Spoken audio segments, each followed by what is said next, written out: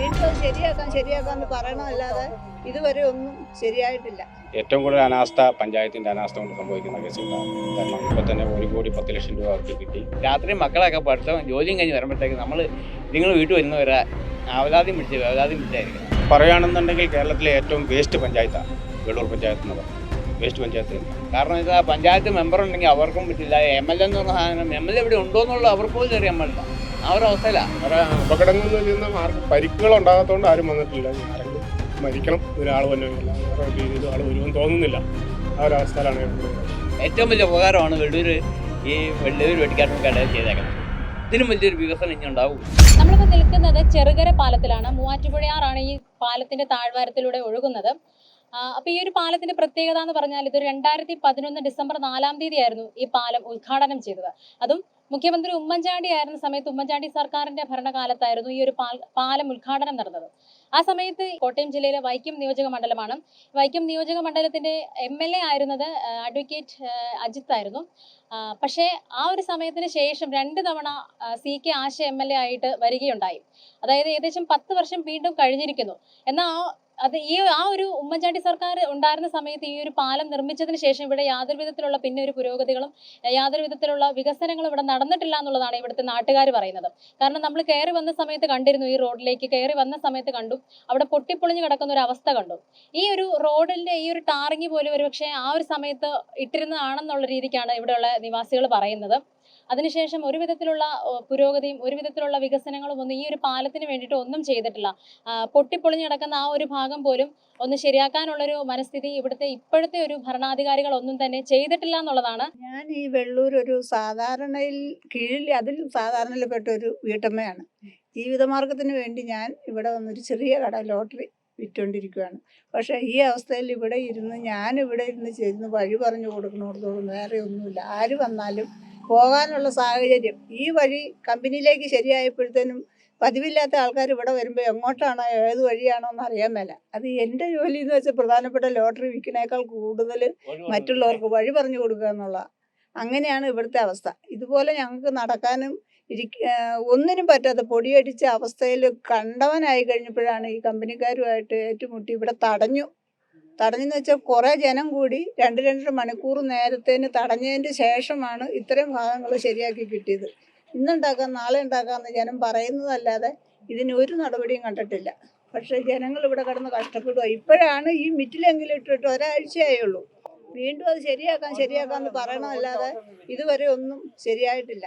വെള്ളൂരിൽ നിന്ന് വെട്ടിക്കാട്ടുമുള്ള റോഡിന്റെ അവസ്ഥ യാത്ര ചെയ്യുന്ന ആൾക്കാരോട് പ്രത്യേകിച്ച് ചോദിക്കേണ്ടതായിട്ടില്ല. പോയെന്നാൽ തിരികെ വരുന്നുണ്ടെങ്കിൽ ആ വീട്ടുകാരുടെ മഹാഭാഗ്യം കൊണ്ട് മാത്രമാണ്. കാരണം ഇവിടുന്ന് അവിടം വരെ എവിടെയാ കുഴിയുന്നോ എങ്ങോട്ടാ പോകണത്. ഞാൻ ബണ്ട് റോഡ് എന്ന് പറഞ്ഞ ജംഗ്ഷനിൽ കലുങ്കുപാതം ഉണ്ടാക്കി വെച്ചിട്ടുണ്ട്. അത് മരണക്കുഴിയാണത് സത്യത്തിൽ. അവിടെ പലരും വീണവനിലൊക്കെ വീട്ടുകാരുടെ ഭാഗ്യം കൊണ്ട് തിരികെ രക്ഷപ്പെട്ടു പോകുന്നത് മാത്രമേ ഉള്ളൂ. ആ വെള്ളത്തിലേക്ക് വണെങ്കിൽ മൂവാറ്റുപുഴ നിന്നേ കിട്ടുള്ളൂ. ആ ഒരു അവസ്ഥയിലാണ് ഇപ്പോൾ അവിടുത്തെ ജനം. ആ വഴിയുടെ കിടപ്പതാ. കാരണം അപ്പുറത്ത് അപകടം എന്നുള്ള ഒരു ബോർഡോ അല്ലെങ്കിൽ അതേ മാർഗടസം ഒന്നും കഴിഞ്ഞിട്ടില്ല. നേരെ നമ്മൾ ഒരു 2 വീലർ ഓടിച്ചെന്ന് ഒരു വണ്ടി കയറി വന്ന് കാല് കുത്തുവാണെങ്കിൽ അവൻ വെള്ളത്തിലേക്ക് പോകുള്ളൂ. ആ ഒരു അവസ്ഥയാണ്. രാത്രി മക്കളൊക്കെ പഠിത്തം ജോലിയും കഴിഞ്ഞ് വരുമ്പോഴത്തേക്ക് നിങ്ങൾ വീട്ടിൽ വരുന്നവരെ വേവലാതി പിടിച്ചായിരിക്കണം. കാരണം ഒരു വണ്ടി നമ്മളറിയില്ല. പതുക്കെ ഞാൻ തന്നെ ഒരു ട്രിപ്പ് എൻ്റെ കാലിങ്ങനെ വണ്ടിയൊക്കെ കയറി ബ്ലോക്കായി ആ കുഴിയിലേക്ക് പോകണ്ട. അവിടുന്ന് എൻ്റെ ഭാഗ്യം കൊണ്ടോ എൻ്റെ വീട്ടുകാരുടെ ഭാഗ്യം കൊണ്ടോ ഞാൻ രക്ഷപ്പെട്ടു പോകുന്നതാണ്. അതൊരു വലിയൊരു മഹാഭാഗ്യമായിട്ടാണ് കാണുന്നത്. ഈ റോഡിൻ്റെ ഈ അവസ്ഥയിൽ നിന്നും മോചനം കിട്ടുക എന്ന് പറഞ്ഞാൽ അതൊരു വലിയ കാര്യമാണ്. ഉണ്ടാവില്ല. നമ്മളെ ഇത് വേണ്ടാത്ത പണി ചെയ്ത് വേണ്ടാത്തീനാക്കിയിട്ടേക്കുന്ന റോഡാണ്. ഇവിടെ അപ്പൊ അധികാരികൾ ആരും നിങ്ങൾ അധികാരികളോടൊന്നും പറഞ്ഞ് ഇതിനുള്ള ഒരു തീരുമാനം? അധികാരികളെല്ലാവരും അവരുടെ ആൾക്കാരാണ്. വേറെ എന്ത് പറയാനാ? കാരണം ഇത് പഞ്ചായത്ത് മെമ്പർ ഉണ്ടെങ്കിൽ അവർക്കും പറ്റില്ല. MLA എന്ന് പറഞ്ഞ സാധനം MLA ഇവിടെ ഉണ്ടോ എന്നുള്ള അവർക്ക് പോലും അറിയാൻ പാടില്ല. ആ ഒരു അവസ്ഥയിലാണ്. MLA ഒന്ന് ഇതിനെ കൊണ്ടുവന്നെങ്കിൽ ഈ പറഞ്ഞാൽ അവരൊന്നും അറിഞ്ഞേനെ. നമ്മുടെ ഈ റോഡ് ഇത്രയും വലിയ വികസനമാണ്, വൈക്കത്തിൻ്റെ മോശായൊക്കെ മാറ്റം പറ്റിയൊരു അവസ്ഥയെന്നുള്ള അവർ ബോധ്യപ്പെട്ടേനെ. അവർക്ക് ഇതിൻ്റെ ആവശ്യമില്ല. അതാണ് എൻ്റെ നോട്ടം. അവര് ഇതിലെ വണ്ടിയിൽ വന്നാലും അവര് കാണുന്നില്ലല്ലോ. അവര് വണ്ടിയിൽ വാഹനത്തെ പോകുന്നു, കണ്ടു നിൽക്കുന്ന കാണികളൊക്കെ അല്ലേ കുഴപ്പം. ഇപ്പൊ ഒരു വണ്ടി അവിടെ നിന്ന് വരും. സാധാരണക്കാരിൽ കുഞ്ഞുങ്ങളാവട്ടെ, പഠിക്കുന്ന കുഞ്ഞുങ്ങളാവട്ടെ, ഒരു വണ്ടി അവിടെ നിന്ന് വരുമ്പോഴത്തേനും ആ വണ്ടിയെ ലക്ഷ്യം വിട്ടു പോയാൽ ഈ പോണ കൊച്ചോ ആരോ ആവട്ടെ അത് താഴെ കിടക്കും. കാരണം എന്നാന്ന് വെച്ചാൽ അത്രയ്ക്കും പടുകുഴിയാണിത്. ലക്ഷ്യം വിട്ട ആ വണ്ടിക്ക് അപകടം കൂടാതെ പോകാനുള്ള ആ സാധ്യത കണ്ടുകൊണ്ടാണ് ഇവർ വണ്ടി ഓടിക്കുന്നത്. പക്ഷെ വന്നത് അവരോ ഇവരെ ആരെങ്കിലും ഒരാൾ കുഴിയിലായിരിക്കും. അതാണ് ഇവിടുത്തെ അവസ്ഥ. ഇത് എത്ര ഞങ്ങളെന്തോരം പരാതികളും അപേക്ഷകളും തടയലും കുറച്ചത് എല്ലാ പരിപാടിയും. ഏറ്റവും വലിയ ഉപകാരമാണ് ഈ വെള്ളൂർ വെട്ടിക്കാട്ടും കടയിൽ ചെയ്തേക്കുന്നത്. ഇതിനും വലിയൊരു വികസനം ഇനി ഉണ്ടാവില്ല. നമ്മുടെ വൈക്കത്തിന്റെ MLA CK ആശയല്ലേ? അപ്പൊ MLA ഈ വഴിക്ക് ഒന്നും വരവോ അങ്ങനെയൊന്നുമില്ല? MLA പറഞ്ഞു വഴി റെഡി ആയിക്കോളും, 1 വർഷത്തിനാ ശരിയാകുമെന്ന് അവർ പറഞ്ഞു. അവരെല്ലാം ശരിയാക്കി തരാമെന്ന് പറഞ്ഞിട്ടുണ്ട്. അവർക്ക് ആ കാലത്ത് നല്ല സന്തോഷമുണ്ട്. അവർ ശരിയാക്കിയിട്ടുണ്ട്. പിന്നെ ഇത് കൂടെ ശരിയാക്കേണ്ട കാര്യം എന്നുള്ളത് അത് നമുക്ക് പണ്ട് മുതലേ നമുക്ക് വൈക്കം നിയോജകമണ്ഡലത്തിൽ ഉള്ളൊരു അവസ്ഥ ഇപ്പോഴും തുടർന്ന് പോരുന്നു എന്നുള്ളതിൻ്റെ ഒരു ഉദാഹരണമാണ് ഈ ഒരു അവസ്ഥയ്ക്ക് എടുത്ത് പറയാൻ പറ്റുന്ന സാഹചര്യം. അതായത് ഈ ഒരു റോഡ് വരുമ്പോൾ വലിയൊരു പ്രത്യാശ ഉണ്ടായിരുന്നു. നല്ലൊരു വികസനമായിട്ട് റോഡൊക്കെ നമുക്ക് യൂസ് ചെയ്യാം, നാടിനൊക്കെ നല്ലൊരു വികസനം ഉണ്ടാകും.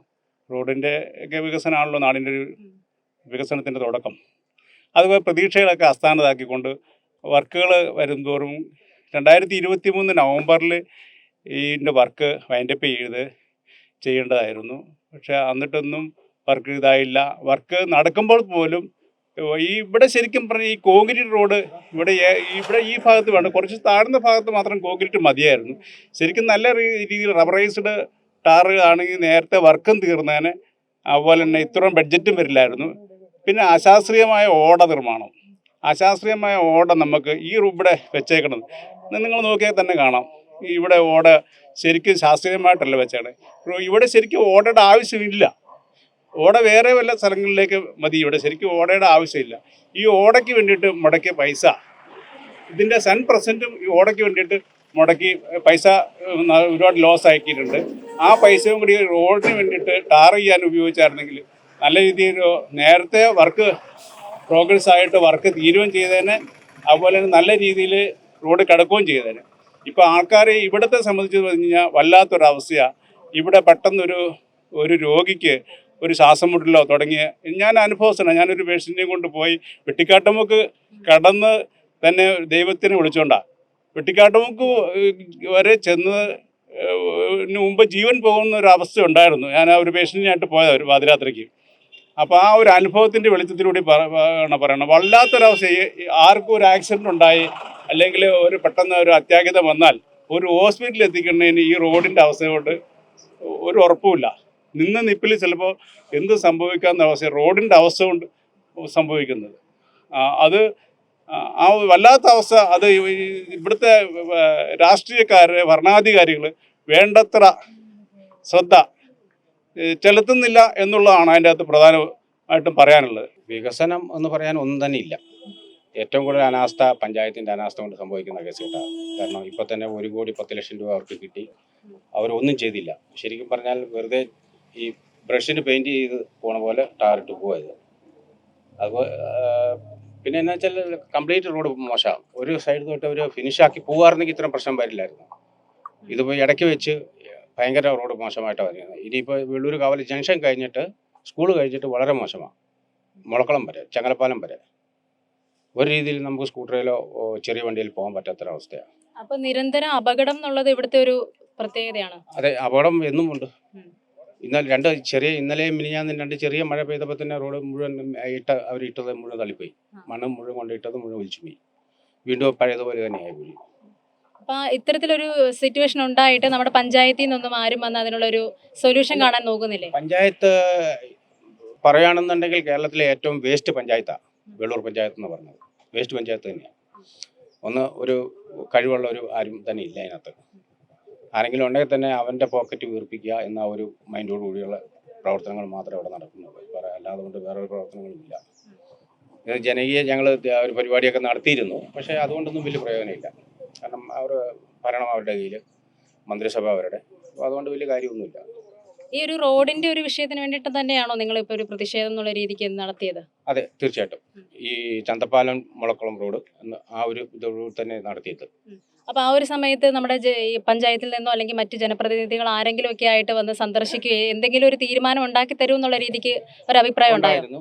അങ്ങനെ ഉണ്ടായിരുന്നു. ഞങ്ങൾ പ്രതീക്ഷിച്ച് അവരാരെങ്കിലുമൊക്കെ സഹകരിക്കുന്ന. പക്ഷെ അവരാരും ഭരണസമിതിയിൽപ്പെട്ട ഒരു അംഗങ്ങളും സഹകരിച്ചുമില്ല. അവർ ഞങ്ങളെ കളിയാക്കുകയത്. അതേസമയം പ്രതിപക്ഷത്തിൻ്റെ 1-2 വാർഡ് മെമ്പേഴ്സ് ഉണ്ടായിരുന്നു അതിനകത്ത്. അവർക്ക് നെക്കക്കളി ഇല്ലാതെ കൊണ്ട് അവർ വന്നു ചേർന്നതാണ്. ഒരിക്കലും അവർക്കും ആഗ്രഹം ഉണ്ടാവില്ല. കാരണം വരണമെന്നോ ഇത് ഇങ്ങനെ ഒരു സംഭവം നടക്കുമ്പോൾ അതിൽ സപ്പോർട്ട് ചെയ്യണമെന്ന് അവർക്ക് ആഗ്രഹമില്ല. പക്ഷേ എങ്കിൽ തന്നെ അവർക്ക് വരാതിരിക്കാൻ പറ്റാത്ത ഒരവസ്ഥയിലായിരുന്നു. അതുകൊണ്ട് അവർ വന്നു. ഇപ്പം എന്നാന്ന് വെച്ച് കഴിഞ്ഞാൽ ഇത് ചെയ്തവർ രണ്ടായിട്ട് ചെയ്തിട്ടിട്ട് പോയി. പിന്നീട് ആരും ഇതിനെപ്പറ്റി നോക്കിയിട്ടില്ല, അഭിപ്രായങ്ങൾ പറഞ്ഞിട്ടില്ല. വളരെ കഷ്ടമാണ് ഇതിലെ വണ്ടി ഓടിക്കാനും പോകാനും എല്ലാം. ഇവിടെ എങ്ങനെ അപകടങ്ങൾ ഒരുപാട് ഉണ്ടാവാറുണ്ട് ഈ ഒരു പ്രശ്നം? അപകടങ്ങൾ ഒത്തിരി ഇന്ന് തന്നെ ഒരു കാർ അവിടെ താഴത്ത് പോയി എൻ്റെ വീടിൻ്റെ വാതിക്കൽ. ഒത്തിരി ആൾക്കാർ വന്നാണ് ഇതിനെ എടുത്ത് കയറ്റി വിട്ടത്. ഒത്തിരി അപകടങ്ങൾ ഉണ്ടാകാറുണ്ട്. ഞാനിവിടെ സ്കൂൾ ബസ് ഓടിക്കുകയാണ്. ഞങ്ങൾക്ക് ഇതിലൂടെ ഈ താഴത്തെ റൂട്ടിൽ കൂടെയൊക്കെ ബസ് കൊണ്ടുവരാൻ വളരെ ബുദ്ധിമുട്ടാണ്.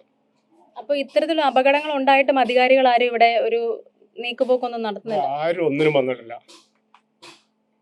വേറെ അപകടങ്ങൾ എന്ന് വെച്ചാൽ ആർക്കും പരിക്കുകൾ ഉണ്ടാകാത്തതുകൊണ്ട് ആരും വന്നിട്ടില്ല. ആരെങ്കിലും മരിക്കണം ഇതിലാൾ വന്നെങ്കിൽ, അല്ലാതെ വേറെ ഒരു രീതിയിലും ആൾ വരുമെന്ന് തോന്നുന്നില്ല.